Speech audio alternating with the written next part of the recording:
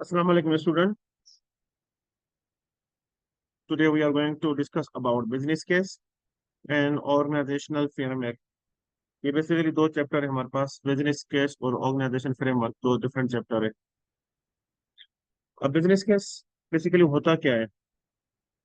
We are using the business case for create the document for the project. For example, अगर कोई हम project बनाना चाह रहे हैं तो उसके लिए सबसे पहले आपको जो डॉक्यूमेंट बनाना पड़ेगा वो बिजनेस केस है। बिजनेस केस में सबसे पहले हमारी जो चीज होती है वो scope. Scope that means which kind of project we are going to develop. और इसके अंदर जो दूसरे दूसरे कॉन्स्टेंट्स होते हैं जैसे टाइम और बजट, ये सारे कॉन्स्टेंट बिजनेस के इसके पार्ट होते हैं।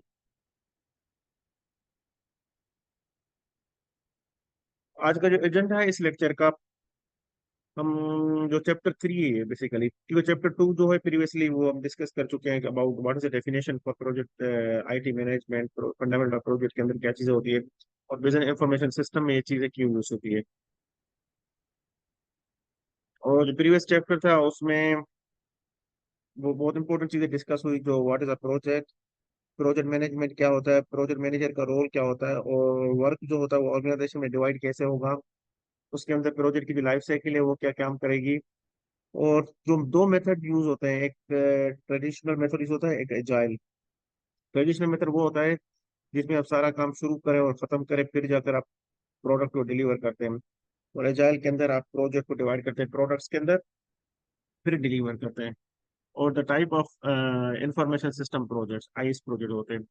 और प्रोजेक्ट के कॉन्स्टेंट्स बहुत सारे हो सकते हैं, टाइम, बजट, स्कोप और रिस्क मैनेजमेंट, मार्केटिंग, बहुत सारी चीजें हो सकती है। SWOT एनालिसिस हम लोगों ने क्लास में भी डिस्कस किया था, यहाँ भी डिस्कस कर रहे हैं। बेसिकली SWOT एनालिसिस के 4 कंपोनेंट्स होते हैं, जैसे स्ट्रेंथ।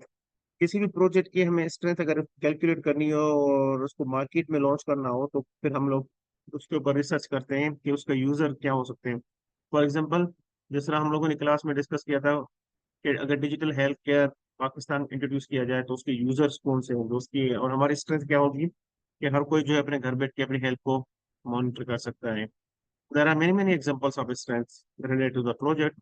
और वीकनेसेस ये हो सकती है कि इंटरनेट कनेक्शन अगर पुअर हुआ तो ये सर्विसेज काम नहीं करती, क्योंकि ये सारी सर्विसेज बेस्ड प्रोडक्ट होती है। और उसके अंदर अवेयरनेस कम है बहुत कराची के अंदर या पाकिस्तान के अंदर। और उनकी जो नए नए मॉड्यूल हमें डेवलप करने होते हैं वो अभी एक्सपर्टीज उसमें हम नहीं होते। वैसे overall we are good, but for new project we need a new research. That means the content is not available in our repository. Opportunities that yes, digital healthcare, there's a lot of business in Pakistan, and it creates a lot of impact when the people go to the hospital in the physical way. तो digital health care के हमें काफी advantage मिलेंगे। हम घर बैठ के अपने सर्विसेज यूज कर सकते हैं, ब्लड प्रेशर मॉनिटर हो सकता है, डायबिटीज कंट्रोल हो सकती है, मतलब बहुत सारे इसके एडवांटेज होते हैं। अब थ्रेड ये हो सकता है कि as compare to our product there is a huge kind of competition in the market. So it is very challenging when we are creating a new product. That means we should focus on also competitors. Maybe आपके जो competitor होते हैं उसको बिल्कुल ही light mode के अंदर या आपके मुकाबले में चीपर और अच्छी सर्विसेज वाली कोई प्रोडक्ट लॉन्च कर रहे हैं। अब बिजनेस केस पे आते हैं, इसकी जो डेफिनेशन है basically,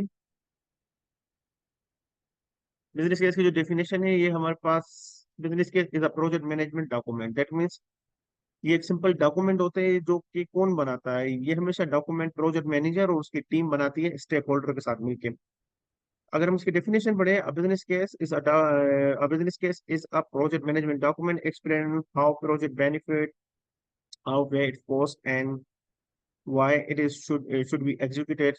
Business cases are preparing during the project initial phase, and the goal is to include all project objective, cost, benefit to convince the stakeholder of its value. अगर इनको simple अल्फाजों में समझा जाए जिस तरह ये बुक की डेफिनेशन है, तो बिजनेस केस बेसिकली एक आइडिया होता है जो कि हम लोग स्टेक होल्डर के साथ डिस्कस करते हैं। For example, in our case digital health care is our project, and इसका इम्पैक्ट क्या होगा वो हम लोग स्टेक होल्डर के साथ कम्युनिकेट करेंगे। स्टेक होल्डर क्या हो सकते हैं? कोई भी जो फाइनेंशियली बजट प्रोवाइड करता हो, जैसे आगा खान हॉस्पिटल है, उनके डॉक्टर्स, उनकी टीम सारी बैठ सकती है और हमारे आइडिया को सुन भी सकती है। बहुत सारे टाइप है बिजनेस केस के जो मैं आप लोगों के साथ शेयर कर रहा हूँ। ये अगर आप लिंक ओपन करेंगे तो आपको जो है बिजनेस केस के काफी सारे टाइप्स मिल जाएंगे। ठीक है। अब उसमें बहुत सारे टाइप्स है, जैसे न्यू प्रोडक्ट अगर आप क्रिएट करें तो उसका बिजनेस केस कैसे बनेगा, और इन्वेस्टमेंट का बिजनेस कैसे, सर्विस, सॉफ्टवेयर एज सर्विस का बिजनेस कैसे, बहुत सारे बिजनेस केसेस हैं, ये आपकी स्लाइड में भी अवेलेबल है। डिफरेंट टॉपिक्स के डिफरेंट बिजनेस केस बनते हैं, लेकिन उनका जो एक फॉर्मेट होता है, उनका जो वे होता है वो एक होता है, लेकिन उसके अंदर कंटेंट कोई भी डिफरेंट। तो इनमें से आप कोई भी एक चूज कर सकते हैं। ये बेसिकली इसकी बाउंड्री लाइन है कॉन्स्टेंट्स की। अगर आपका कोई आइडिया है वो अंडर बजट काम कर रहा है, दैट मीन्स आपने जो प्रोजेक्ट शुरू किया उसकी कॉस्ट, उसका टाइमलाइन बिल्कुल अलाइन है। आप लोगों ने कोई प्रोजेक्ट स्टार्ट किया और वो 2 मंथ में खत्म हो रहा है तो वो अंडर बजट है। अगर प्रोजेक्ट आपका जो है रिजेक्ट हुआ या आपका आइडिया काम नहीं हुआ तो उसमें बेसिकली एक प्रोजेक्ट की जो स्टेटस है वो चेंज हो जाएगी, वो हो जाएगी dead ducks. Dead ducks that means आपका जो प्रोजेक्ट है वो अच्छा नहीं था और आपके जो पैसे हैं वो सही नहीं यूटिलाइज हुए हैं। तो इट्स वेरी इंपॉर्टेंट।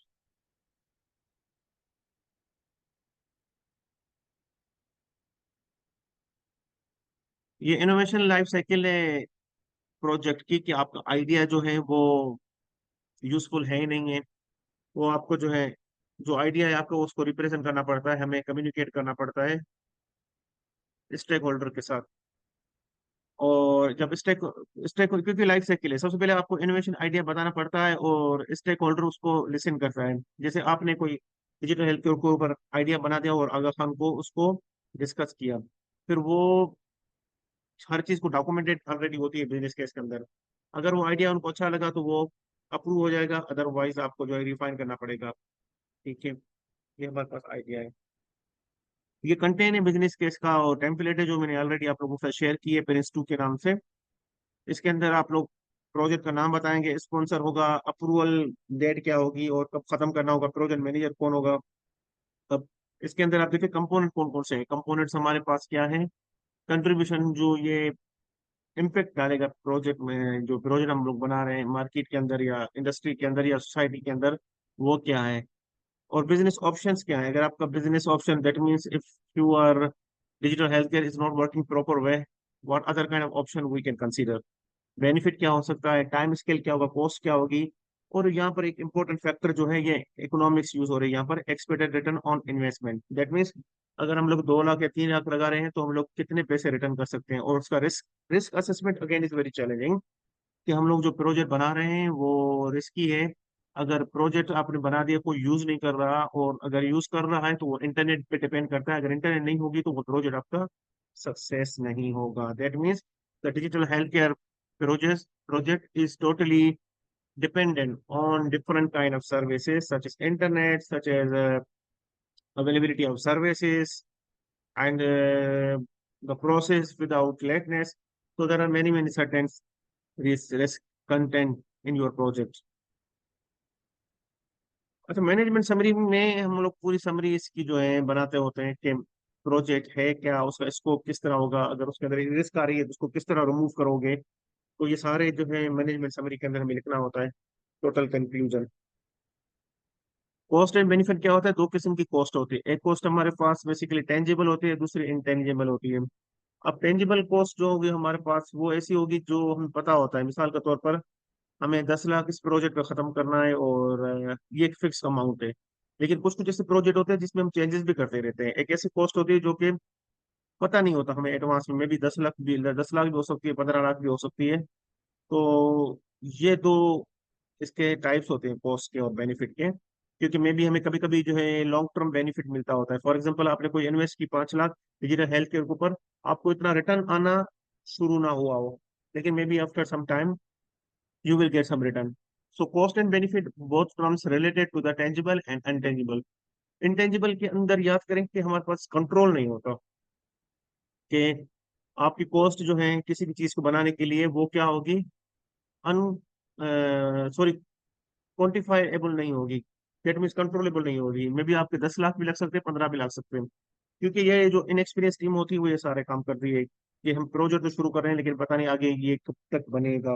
टेंजिबल के अंदर हर चीज कैलकुलेटेड होती है, क्वान्टिफाइड होती है कि we need to finish everything within deadline और budget and time.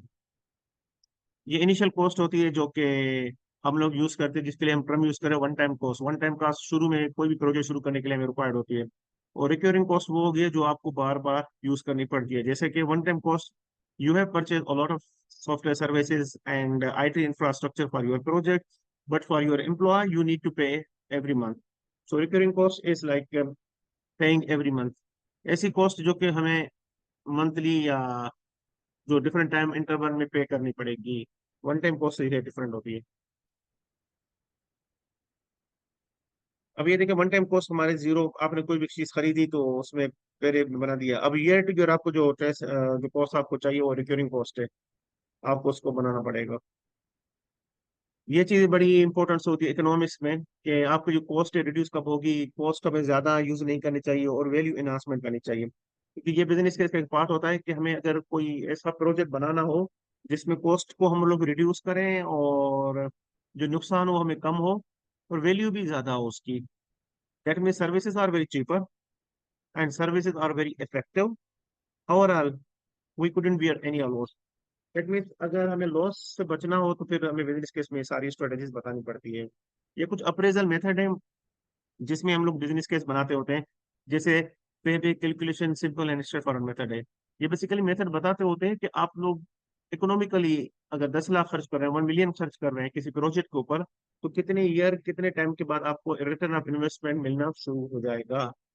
That means everything is calculated based on these methods. ये इसकी शीट है जिसमें हम सारा कुछ बताते होते हैं कि पे बैक कैलकुलेशन काम किस तरह करती है, कि ईयर वन में कितने पैसे हमें स्पेंड करने होंगे, ईयर टू के अंदर, year three, year four, year five, और कितने हमें हार्डवेयर पे काम करने होंगे, कितने हमें सॉफ्टवेयर पे काम करने होंगे, और कितनी सैलरी देनी है, और रिटर्न हमें कैसे मिलेगा, क्योंकि ये सारी हमारे पास क्यूमुलेटिव सेविंग होती है। ये बेसिकली स्टेटिस्टिक के मेथड होते हैं और इकोनॉमिकली हम लोग कैलकुलेटेड करते होते हैं कि हमें बेनिफिट कब मिलेगा और कितना मिलेगा। ये भी हमारे पास नेट रिप्रेजेंट वैल्यू कैलकुलेशन है। इसमें भी ये बताते होते हैं कि हमारे पास जो कैश फ्लो आ रहा है उसमें हम लोग कितना अर्न कर सकते हैं और कितने अपने पैसे बचा सकते हैं डिस्काउंट फैक्टर। जैसे यहाँ 20% है, 20% के हिसाब से कितने पैसे हम बचा सकते हैं जो ओरिजिनल कॉस्ट होती है हमारी। तो ये मेथड प्लीज, ये सारे मेथड जो है ये इकोनॉमिक्स के हैं, ये कैलकुलेट तो हम कर सकते हैं। ये पर कॉज और इफेक्ट टूल, कॉज और इफेक्ट ये बताता होता है। अब इसमें भी एक लॉजिक है, मिसाल के तौर पर यहाँ पर एक कॉज एंड इफेक्ट में हम ये देख सकते हैं कि अगर पाकिस्तान में फिजिकल हेल्थ केयर सिस्टम है, अगर हम डिजिटल हेल्थ केयर सिस्टम नया बनाते हैं तो उसमें क्या फायदा होगा। और एक जो इस तरह हमारे पास डिजिटल हेल्थ केयर है वो न्यू है, लेकिन एक हेल्थ केयर सिस्टम चल रहा है उसमें हम थोड़ी इन्हांसमेंट करते हैं, उसको थोड़ा डायनामिक करते हैं, तो उसमें क्या होगा। यहाँ पर दो एग्जांपल है, एक तो हमारे पास न्यू ऑनलाइन सेल्स प्लेटफॉर्म की एग्जांपल दी गई है, दूसरा ट्रेडिशनल की। दैट मीन्स अगर पहले की एग्जांपल दें तो that means in Pakistan you are going to introduce a new digital health care system. इन जो दूसरी वाली एग्जांपल है, हम लोग देख सकते हैं कि here we are introducing the old one but improve some instance with new features. That means it is a adaptive or incremental, not adaptive, incremental। तो कॉज एंड इफेक्ट में ये चीज देखते होते हैं कि अगर हम नया प्रोजेक्ट शुरू कर रहे हैं तो उसमें क्या हो सकता है, या हम लोग जो एग्जिस्टिंग ही हमारे पास कोई प्रोजेक्ट चल रहा है उसको हम थोड़ा चेंज कर रहे हैं, तो उसमें क्या इम्पेक्ट पड़ सकता है। यूजर ज्यादा किसमें होंगे, न्यू में या जो कुछ एग्जिस्टिंग चल रहा है उसमें एडवांस किया। ठीक है। कॉज एंड इफेक्ट टूल में हम लोग देख सकते हैं कि यहाँ पर हमारे पास जो आखिर में रेवेन्यू जनरेट हो रहा है वो न्यू में हो रहा है, जो ओल्ड वन है हमारे पास वो थोड़ा इस तरह ओल्ड वन महंगा पड़ रहा है या इफेक्टिव नहीं है, क्योंकि उसमें बहुत सारी चीजें हमें चेंज करनी पड़ती है। न्यू के अंदर सारा आपको फ्रेश बनाना पड़ेगा और उसमें नए नए आइडियाज हो गए जो कि काफी इफेक्टिव हो गए। इसमें अगर बेनिफिट देखा जाए तो वो न्यू में ही जो हमारे पास आइडिया होता है उसमें बेनिफिट होता है। बिजनेस केस आपका चेक चल गया तो आप एवेल्युएशन में बेसिकली वो क्राइटेरिया मीट कर जाते हैं जो कि स्टेक होल्डर के रिक्वायर्ड होती है। बिजनेस केस का मकसद हुआ क्या, वो जो मेन पर्पज है उसका, what is the design, what is what is इस डिजाइन टू अचीव, मतलब कि आपको ऐसा क्या काम करना चाहिए जो कि यूजफुल हो और ऑडियंस उसको पसंद करे, और अरेंजमेंट ऐसी हो जो कि मार्केट के अंदर बिल्कुल उसका काफी हाई बिजनेस हो, और अपीयरेंस बेसिकली क्या अट्रैक्टिव हो। अगर सिंपल एग्जांपल ली जाए कि आपको ऐसा प्रोजेक्ट बनाना है जिसमें कम से कम मार्केट की वैल्यू आप अटैच करें या गेन करें। एक चैप्टर 4 है हमारे पास, ऑर्गेनाइजेशन फ्रेमवर्क। अब इसमें क्या होगा कि बिजनेस कैसे आप बनाओगे, किस तरह आपकी ऑर्गेनाइजेशन काम कैसे करेगी। तो अब इस तरह फॉर एग्जांपल हम लोग जो प्रोजेक्ट है हमारा उसको हम लोग ऐसे बना रहे हैं कि सबसे पहले हमारे टॉप पे क्या होगा, यहाँ पर प्रोजेक्ट मैनेजर। फिर प्रोजेक्ट मैनेजर क्या करेगा, प्रोजेक्ट की टीम को डिवाइड करेगा। टीम की डिवाइड क्या होगा, फाइनेंस का बंदा भी रहेगा, यहाँ पर रिसर्च डेवलपमेंट की टीम भी एक, काफी सारे डेवलपर्स हो गए, टीम मेंबर्स हो गए, मार्केटिंग और प्रोडक्शन। ये बेसिकली क्या है, टीम की तरतीब है जो कि हमें बिजनेस केस में चाहिए किसी भी प्रोजेक्ट को कंप्लीट करने में। तो ये कहाँ से शुरू होगा, ये बोर्ड से। Board that means you are assigning your project to that project manager. Project manager फिर ये टीम को डिसाइड करेगा, और ये टीम हमारी क्या होगी, डिस्ट्रीब्यूटेड टीम होगी। ठीक है। अच्छा, इसमें क्या है, प्योर प्योर प्रोजेक्ट स्ट्रक्चर याद करें। जिस तरह दाऊद यूनिवर्सिटी है, दाऊद यूनिवर्सिटी के अंदर एक प्रोजेक्ट होगा, उसमें अगर साइबर सिक्योरिटी का प्रोजेक्ट है या बिजनेस इंफॉर्मेशन सिस्टम का प्रोजेक्ट है, तो दोनों में अलग अलग लोग काम करेंगे। जैसे बीआईएस का प्रोजेक्ट है तो उसमें सिर्फ बीआईएस के ही डेवलपर होंगे, साइबर सिक्योरिटी के नहीं हो सकते। प्योर मीन्स आपको किसी और की जरूरत नहीं है, आप लोग जो है your project your own self. कभी कभार क्या होता है कि एक प्रोजेक्ट के अंदर मल्टीपल टीम्स चाहिए होती है क्योंकि वो रिक्वायरमेंट होती है। अच्छा, मैट्रिक्स स्ट्रक्चर। मैट्रिक्स स्ट्रक्चर में देखें, आपकी कंपनी के अंदर मल्टीपल प्रोजेक्ट है, तो आपकी जो टीम है, जिस तरह दाऊद यूनिवर्सिटी में प्रोजेक्ट आ गए हैं, तो दाऊद यूनिवर्सिटी की जो वाइस चांसलर है वो प्रोजेक्ट मैनेजर है। वो क्या करेंगे, अपनी सारी टीम को कंबाइन करेंगे और डिफरेंट प्रोजेक्ट्स करेंगे, जिस तरह मिक्स अप्रोच होती है। और फॉर एग्जांपल प्रोजेक्ट ए है, इसके अंदर मार्केटिंग टीम भी होगी, मैकेनिकल इंजीनियर भी होगा, इलेक्ट्रिकल इंजीनियर भी, केमिकल, सॉफ्टवेयर, प्रोडक्शन इंजीनियर और procurements. That means in every project you have a multiple team members. It is a requirement for the next type of projects. और ये दुनिया में कहाँ होता है, दुनिया में हर जगह होता है। जिस तरह डिजिटल हेल्थ केयर में देखिए, हमें बहुत सारे टीम मेंबर्स की जरूरत है, मार्केटिंग का बंदा भी चाहिए, फाइनेंस का बंदा भी चाहिए, सर्विसेज को, डॉक्टर चाहिए, आपको डिजाइनर चाहिए, multiple team members can work together. ये जेनरिक रोल होते हैं। जिस तरह जो जो स्पॉन्सर होता है वो प्रोजेक्ट मैनेजर के साथ कम्युनिकेट करेगा, फिर प्रोजेक्ट मैनेजर अपनी टीम बनाएगा पूरी सारी, जिसके अंदर हमारे पास रिस्क मैनेजर भी होगा, क्वालिटी मैनेजर होगा, database administrator, configuration librarian. That means you have a multiple type of team to complete the generic or mixed type of project. अच्छा, स्पॉन्सर का रोल क्या होता है, स्पॉन्सर का रोल ये होता है कि वो हमें फाइनेंस प्रोवाइड करे और हमें फ्लेक्सिबिलिटी प्रोड्यूस करे और हमारी हेल्प करे हमारे बिजनेस को ग्रो करने में। जिस तरह आगा खान हॉस्पिटल है, वो हमसे प्रोजेक्ट बना रही है, किसी भी कंपनी से प्रोजेक्ट बनवा रही है, लेकिन वो हमारे पास क्या होगी, फ्लेक्सिबल होगी कि हम लोग आपका जो प्रोजेक्ट है इसको लॉन्च करेंगे with the help of authority. So in some cases we have required the support from the role of sorry sponsor, because in such cases sponsor play sponsors play a vital role। कि अगर digital health care system बन गया लेकिन अब हमारी help कौन करेगा उसको डिप्लॉय करने के लिए, तो हमारे पास स्पॉन्सर का रोल यह बनता है कि वो हेल्प करे। और प्रोजेक्ट का मैनेजर का मकसद ये होता है, जो हमें प्रोजेक्ट मिला है, जो बिजनेस केस डिस्कस हुआ है, उसी के हिसाब से प्रोजेक्ट बने, उसमें गलतियां कम से कम हो।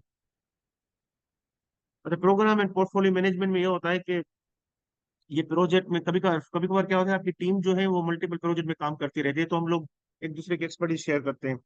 जैसे कि आगा खान हॉस्पिटल ने 5 प्रोजेक्ट दे दिए दाऊद यूनिवर्सिटी को, अब पांच दाऊद यूनिवर्सिटी 5 प्रोजेक्ट पे काम करे एक सेम के ऊपर, वो भी सारे डिजिटल हेल्थ केयर के ऊपर है। तो इसमें टीम क्या होगी, वो शेयर होगी, एक दूसरे की हेल्प करती रहेगी अगर कोई कहाँ पर इंटरप हो जाता है या ट्रैप हो जाता है या कोई फंस जाता है बीच में। ठीक है, कोई क्वेश्चन हो यहाँ पर। अगर हम असाइनमेंट पे आती है तो आपको असाइनमेंट सिंपल सी बनानी है कि बिजनेस केस एक बनाना है for IS project, information system project, जिसमें आप अपना खुद आइडिया सोचें और उसमें आप उसको डिफाइन करें कि बैकग्राउंड इंट्रोडक्शन किस तरह है, उसकी मैनेजमेंट समरी क्या है, मैनेजमेंट समरी के अंदर आप पता है कि प्रॉब्लम कौन सा आप डिस्कस कर रहे हैं, उसके अंदर ऑप्शन अवेलेबल क्या है बिजनेस केस के, कॉस्ट और बेनिफिट डिस्कस करें जो आप लोग अपना आइडिया पे सोच रहे हैं, और इम्पैक्ट और रिस्क उसकी क्या हो सकती है, और कंक्लूजन रिकमेंडेशन। एक सिंपल असाइनमेंट बनानी है बिजनेस केस के रिलेटेड, उसमें सारे आंसर होने चाहिए। इट्स बेटर कि use the PRINCE to document which is very useful. Okay, thank you so much. हम लोग अगले लेक्चर के लिए दोबारा मिलेंगे।